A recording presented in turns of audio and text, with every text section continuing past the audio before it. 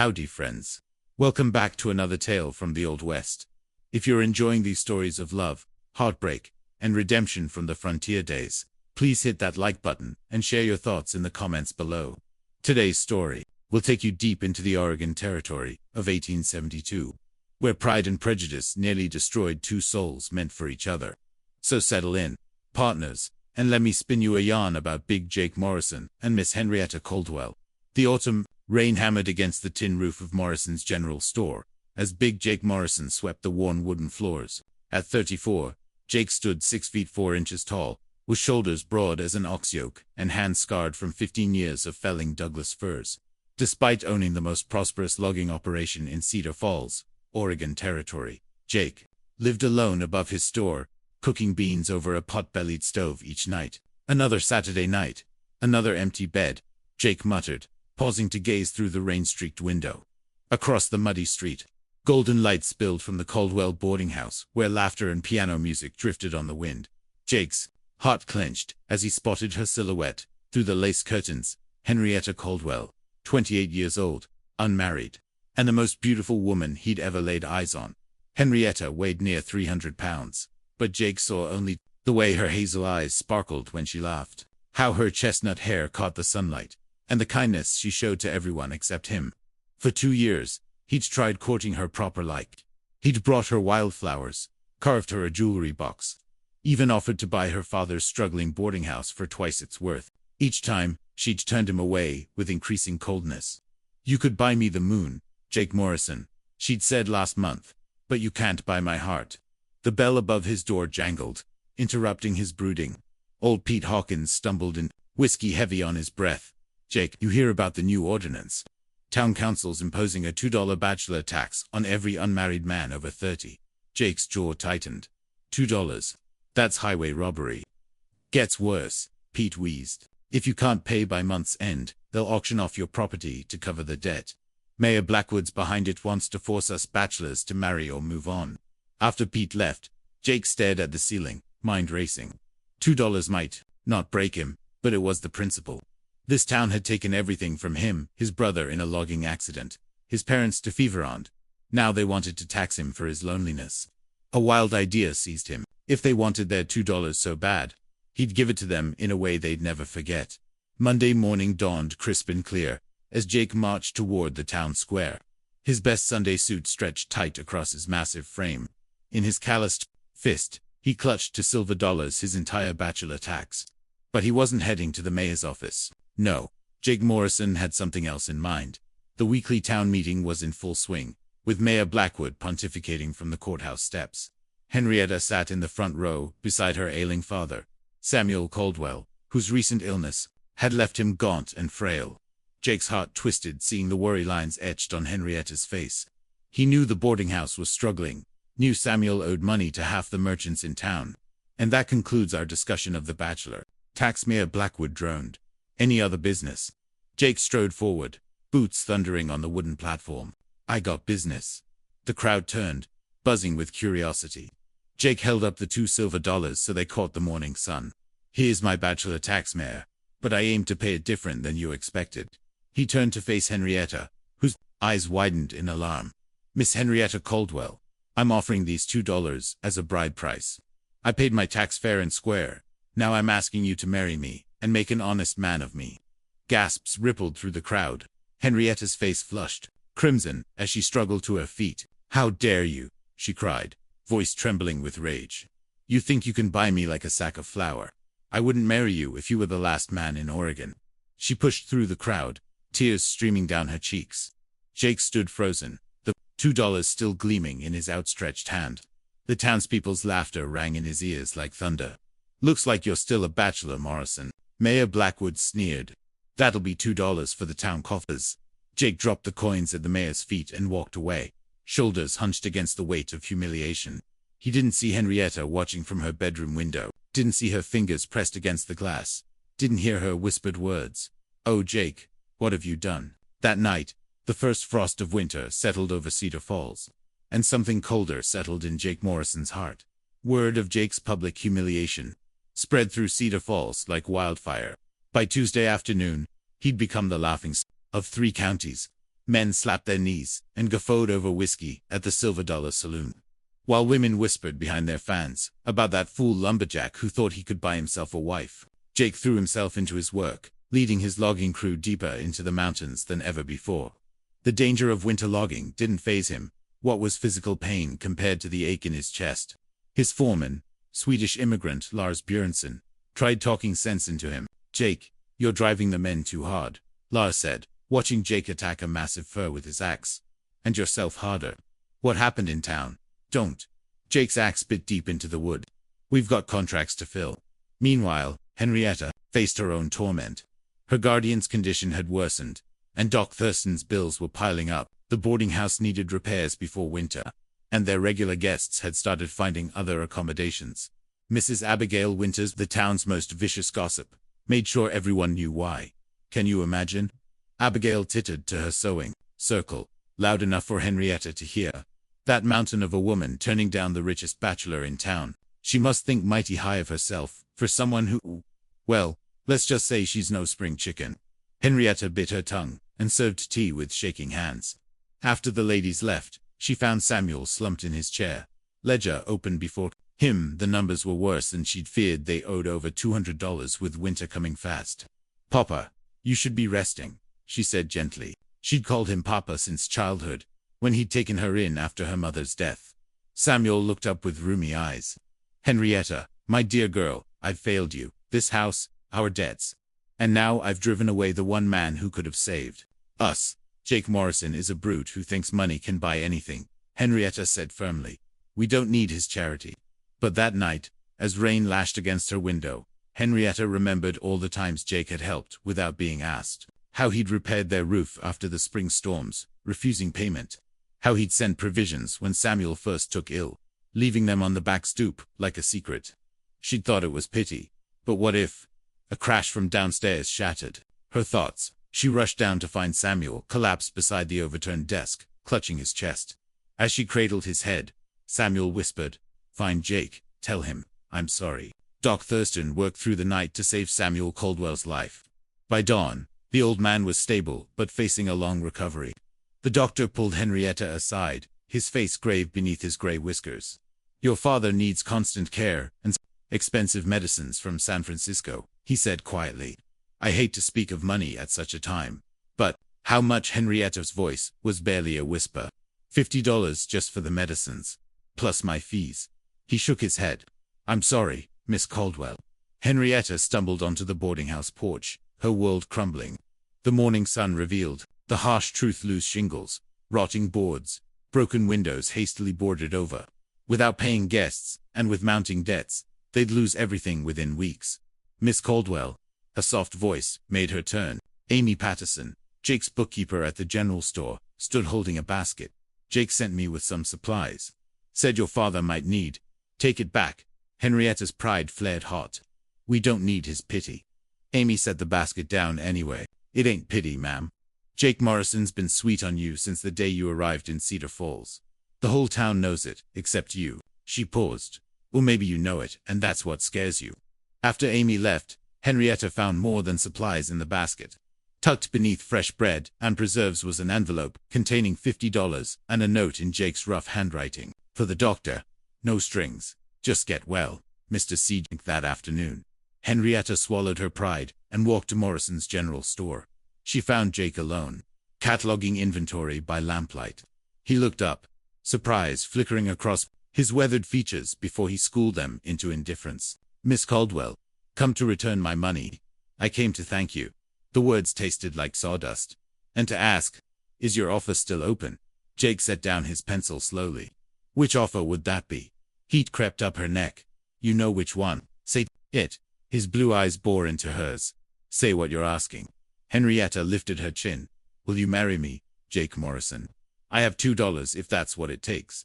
Jake stood, his massive frame filling the small space. "Keep your money. If I marry you, it won't be because you're desperate or grateful. It'll be because you want me, not my money, not my help, just me."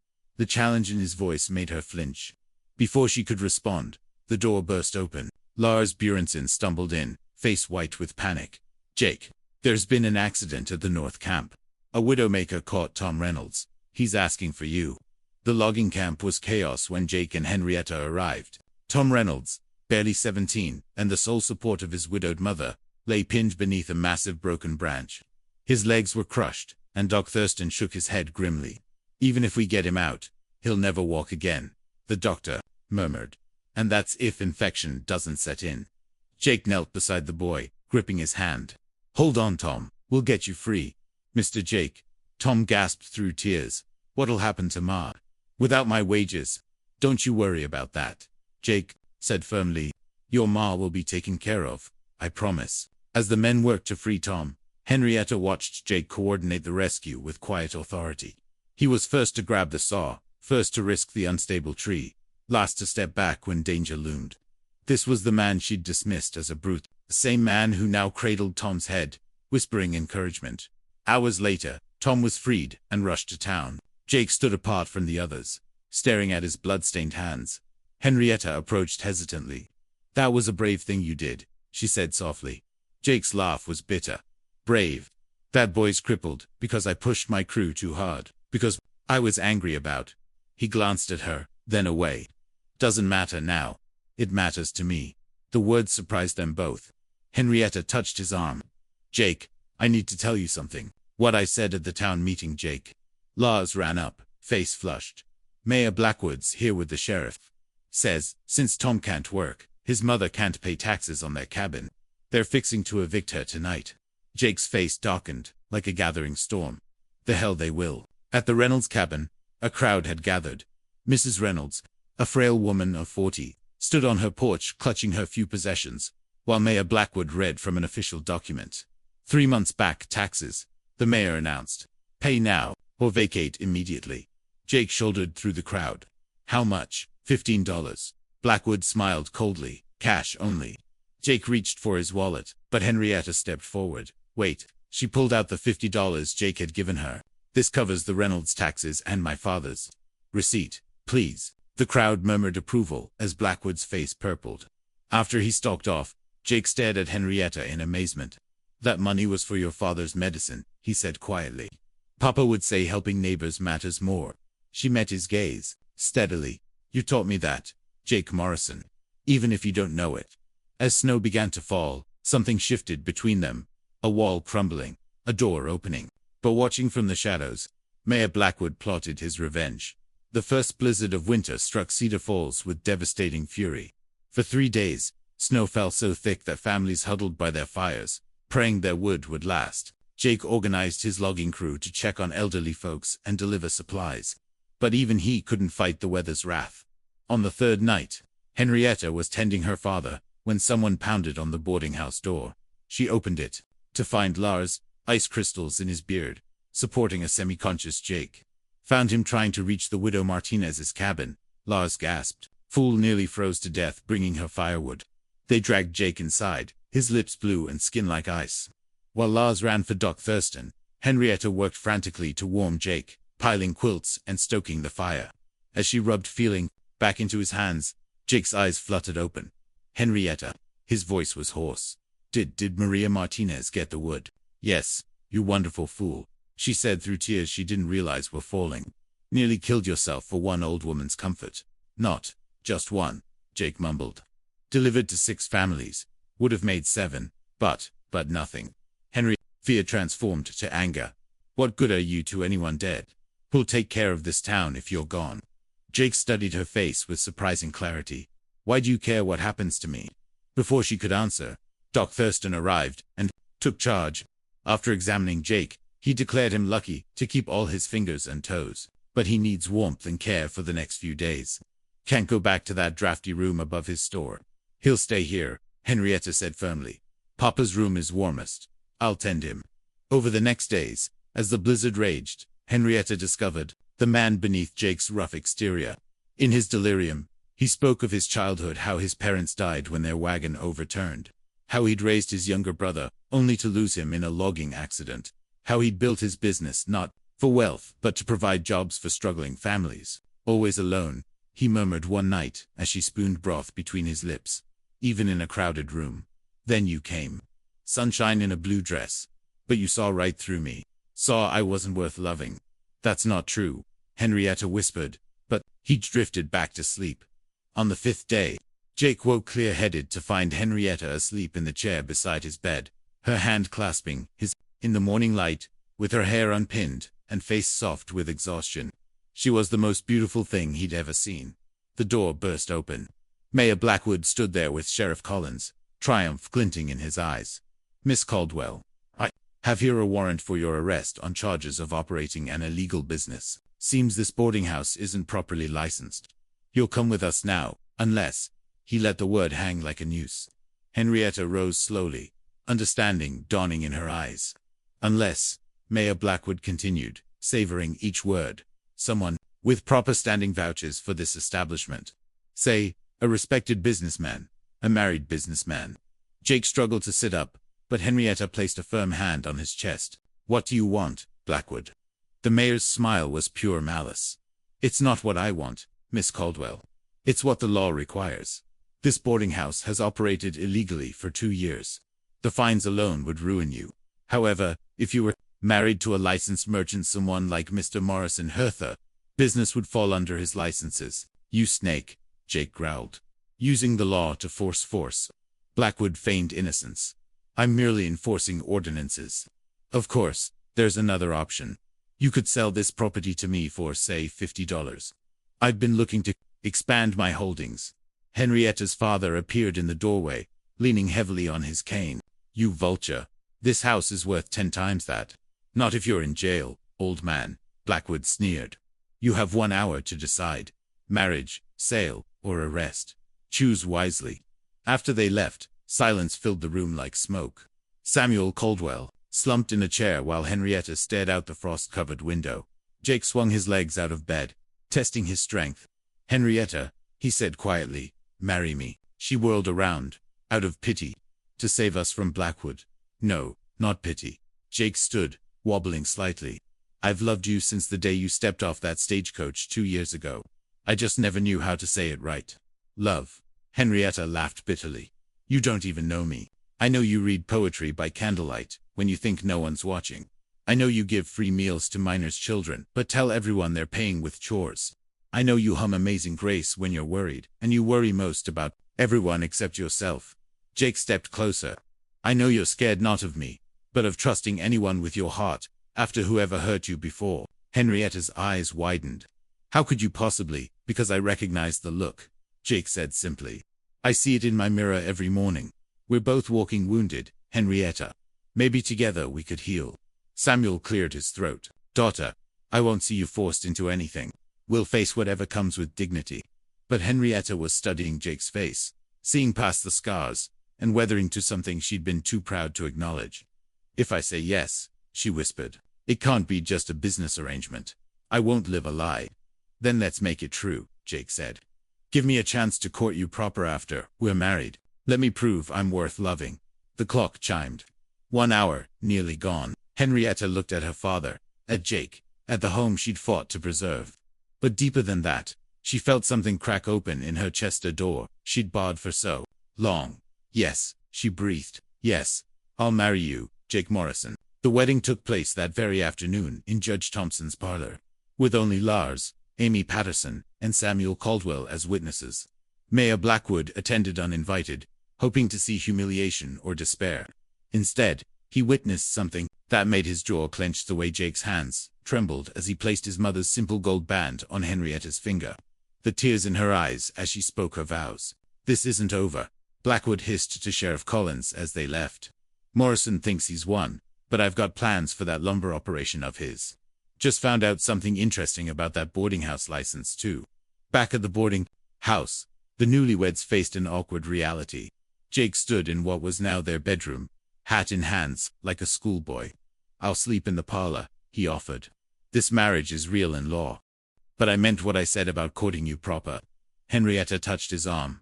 "You're still recovering from near freezing. Take the bed. I'll use Papa's room tonight." As she turned to go, Jake caught her hand.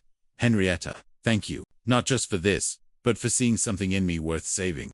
She squeezed his fingers gently. "We saved each other." The next days passed in a strange dance of domesticity. Jake moved his belongings from above the store, but kept to his promise. treating Henrietta with courtly respect. He brought her coffee each morning, helped with boarding house repairs, and spent evenings reading aloud while she mended clothes. Slowly, the walls between them began to crumble.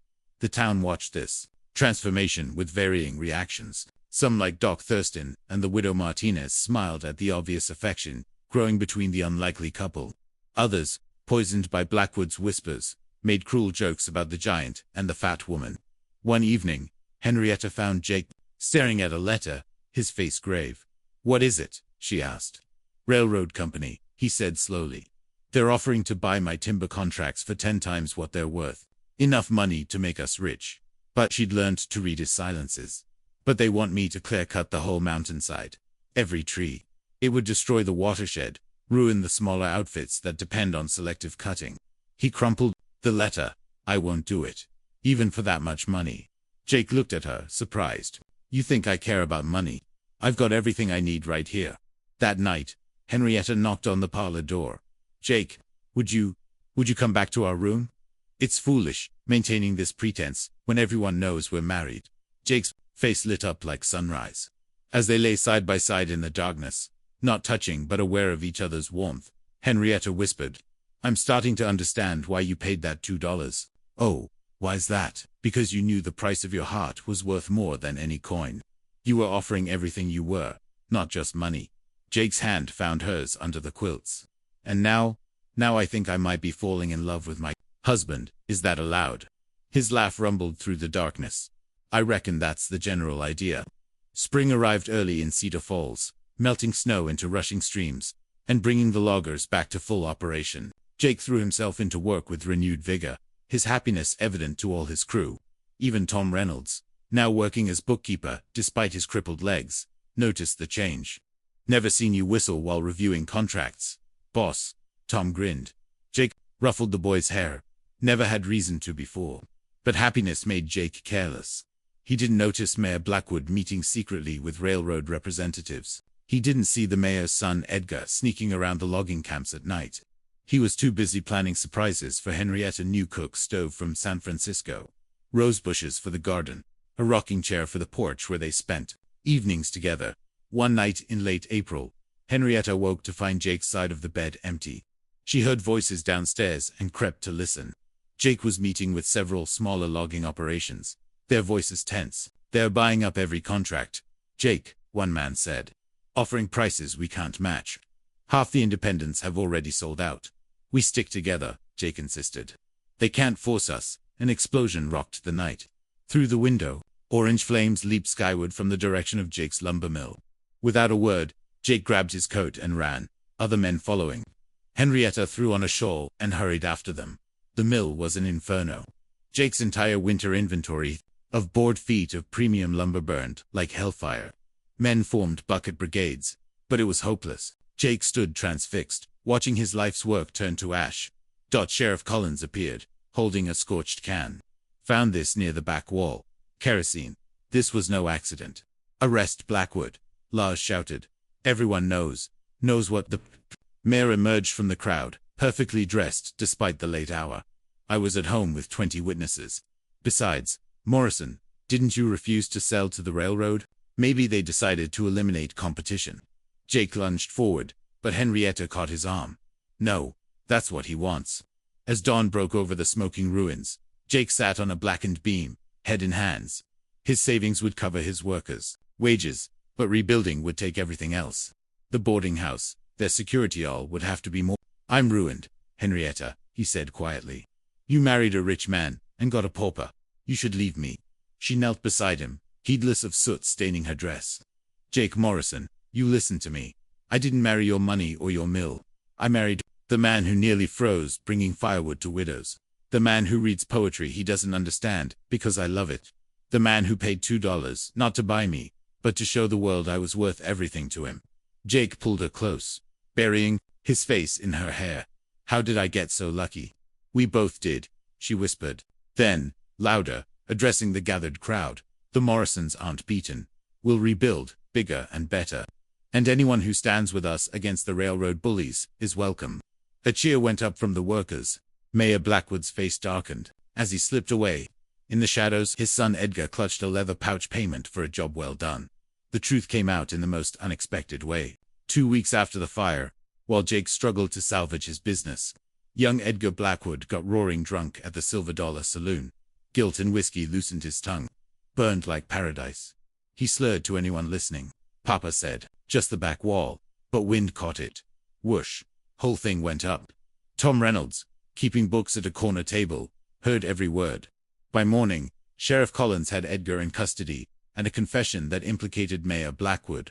But when they went to arrest the mayor, he'd vanished along with the town treasury, nearly $3,000. He's heading for California, Sheriff Collins announced. Put out word to every town between here and the coast. He also sent a telegram before leaving, probably to his railroad contacts. Jake felt no satisfaction in Blackwood's exposure. His mill was still ashes, his contracts defaulting. Within days, railroad representatives arrived from Sacramento, led by Augustus Harriman himself.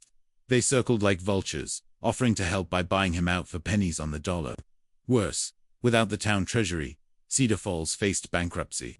We're all ruined, banker Josiah Pritchard moaned at an emergency town meeting. Without funds, we can't pay teachers, maintain roads, nothing.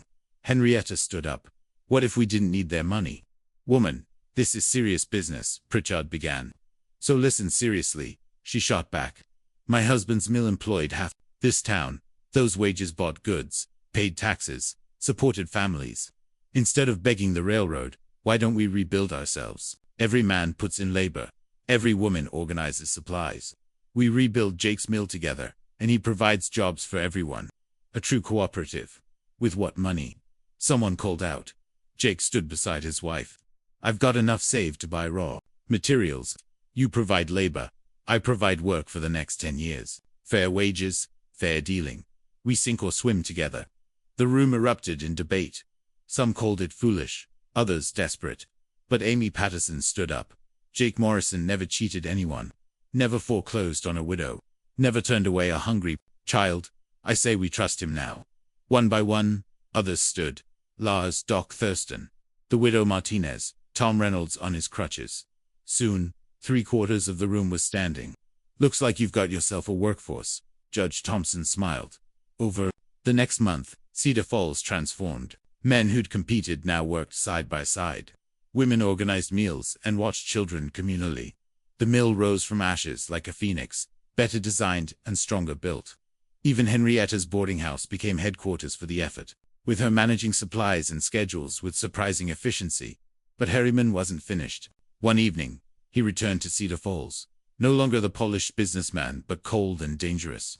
He found Jake and Henrietta working late in the mill office.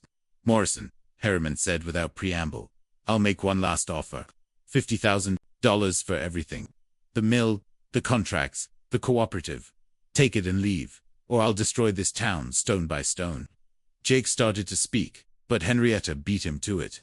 Mr. Harriman, you could offer us $50 million and get the same answer. This isn't just business anymore. It's family. And family doesn't sell out family. Harriman's eyes glittered dangerously. You'll regret this. Both of you. Especially you. Woman, you look familiar. Have we met before? Henrietta's face paled, but she held steady. I'm sure I'd remember meeting someone of your reputation. After he left, Jake pulled Henrietta close. You know he means it. Things are about to get much worse. And what was that about? Nothing, she said quickly. Just his way of trying to unsettle me. She placed a hand on her belly. Having discovered just that morning what she'd suspected for weeks, the secret she'd been waiting to share. Henrietta chose her moment carefully, waiting until they were alone by the river, where Jake had proposed. Properly just weeks before, the sunset painted the water gold as she took his calloused hands in hers. Jake, I have something to tell you. We're going to have a baby.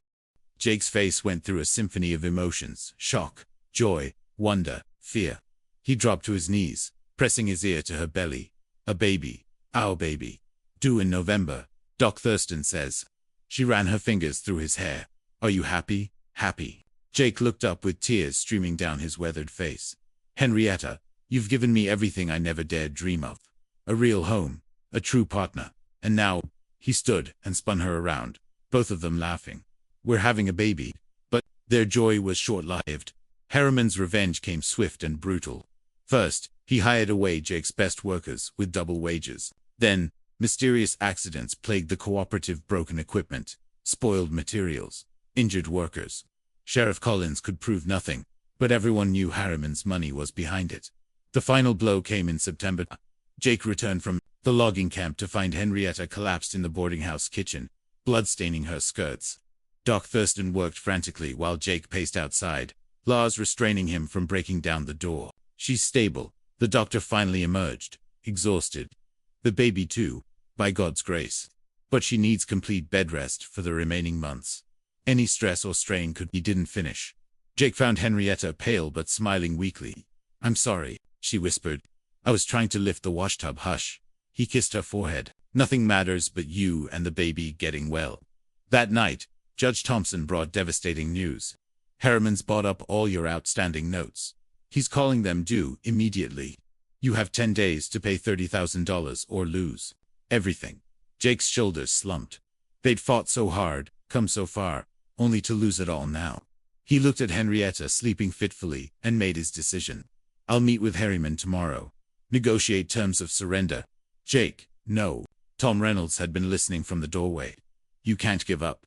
The whole town's counting on you." "The town can survive without me," Jake said quietly. "My wife and child can't. I won't risk Henrietta's health fighting a battle we can't win." But Henrietta heard everything. As Jake sat vigil through the night, she pretended to sleep, while her mind raced. There had to be a way. There was always a way. And then, like dawn breaking, she remembered something a conversation overheard years ago, a secret that might save them all. The next morning, she sent Amy Patterson on a crucial errand. "Take the morning stage to Portland. Find a lawyer named Cornelius Webb. Tell him Henrietta Caldwell needs to collect on an old debt. He'll understand. But the doctor said you need rest." "I'll rest when my family's safe." Henrietta's eyes blazed with determination. "Now go." As Jake prepared to meet Harriman, Henrietta prayed her desperate gamble would work. The secret she'd carried for years, the real reason she'd fled to Cedar Falls, might be their salvation or their doom. The truth Henrietta had hidden emerged 3 days before Harriman's deadline. Amy Patterson returned from Portland with a distinguished gentleman in a black suit, Cornelius Webb, attorney at law. He carried a leather portfolio that would change everything. "Mrs. Morrison," Webb said formally, "your late mother's estate has finally been settled. As her sole heir, you're entitled to significant assets previously tied up in litigation." Jake stared at his wife in amazement. Henrietta had never spoken of her past, and he'd never pressed. Now, the truth spilled out. "My birth name wasn't Caldwell," she admitted, gripping Jake's hand. "It's Pemberton.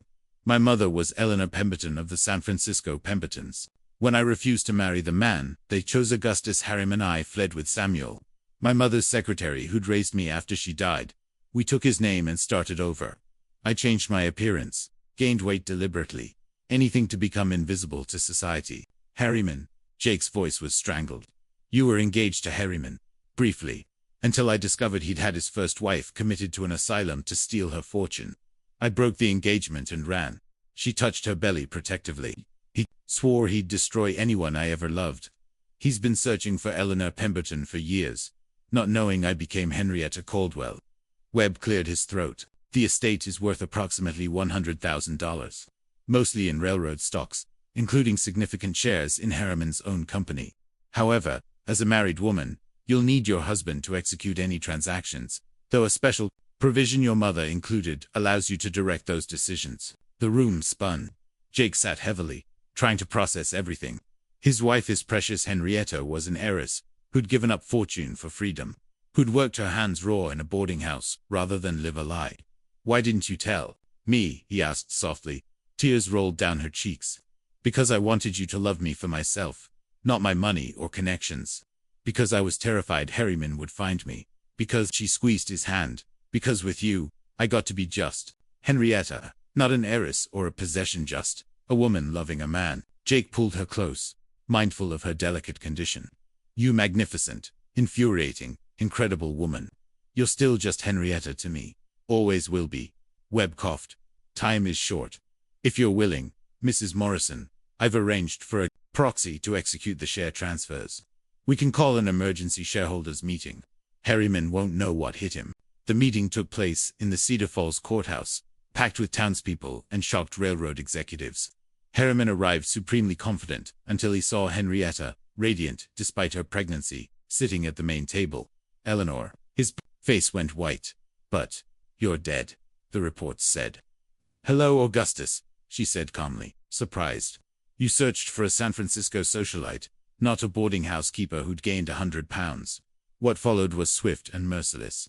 Webb presented the share certificates, the proxies from other dissatisfied shareholders, and a detailed accounting of Harriman's illegal activities including arson, bribery, and embezzlement. The male proxy executed each transaction as Henrietta directed. Within an hour, Harriman was removed from the board, and criminal charges filed. "You little witch," Harriman snarled as Sheriff Collins led him away. "You think you've won?" "No," Henrietta stood with Jake's support. "We've won. This town, these people, this family. You never understood that money isn't power, love is. Community is.